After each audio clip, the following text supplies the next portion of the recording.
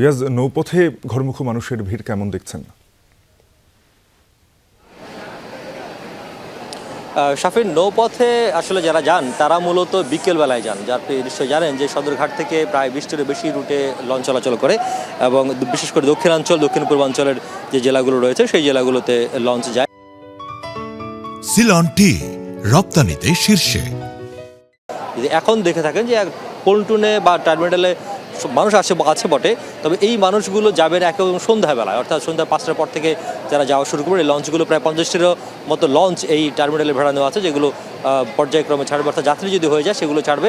তবে অধিকাংশ লঞ্চের সাথে আমরা কথা বলছি, তারা বলছেন যে সন্ধ্যা 6টার পরে সেগুলো ছাড়বে। তবে এখন পর্যন্ত সকাল থেকে এখন পর্যন্ত যে বিএডব্লিউটি তথ্য, সেই তথ্য মতে অন্তত 20টির মতো লঞ্চ এখান থেকে বিভিন্ন উদ্দেশ্যে চাঁদপুর বা বরিশাল বিভাগ সহ বিভিন্ন রুটের উদ্দেশ্যে ছেড়ে গেছে।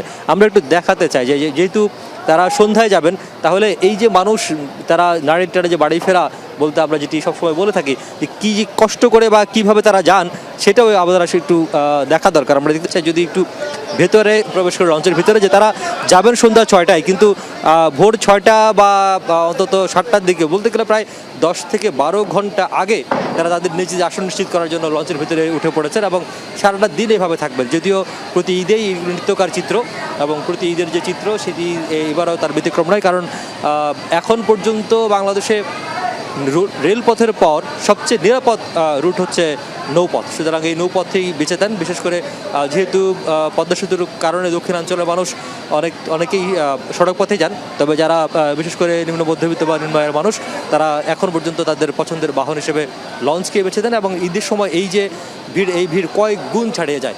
আমরা দেখেছি যে আসার পথে গুলিস্তান থেকে একেবারে সদরঘাট পর্যন্ত যে রাস্তাটি, সেই রাস্তাতে মানুষের ঢল আছে। পাশাপাশি ইংলিশ রোড যেটি বলা হয়, সেই মোড় থেকে কোনো ধরনের যানবাহন ঢুকতে দেখছে না, অর্থাৎ কোনো গণপরিবহন একেবারেই সদরঘাট পর্যন্ত প্রবেশ নিষিদ্ধ, শুধুমাত্র অটোরিকশা বা ব্যক্তিগত গাড়ি যেগুলো আছে সেগুলো ছাড়া। তবে বিএডব্লিউটি বলছে যে গতবারের মতো এবারও নির্বিঘ্নে যাতে যাত্রীরা তাদের নির্দিষ্ট গন্তব্যে যেতে পারেন, সেই জন্য সর্বোচ্চ নিরাপত্তা ব্যবস্থা গ্রহণ করা হয়েছে। পাশাপাশি আইনশৃঙ্খলা বাহিনীর সদস্যরা, কোস্টগার্ড, র্যাব, পুলিশ তো রয়েছে।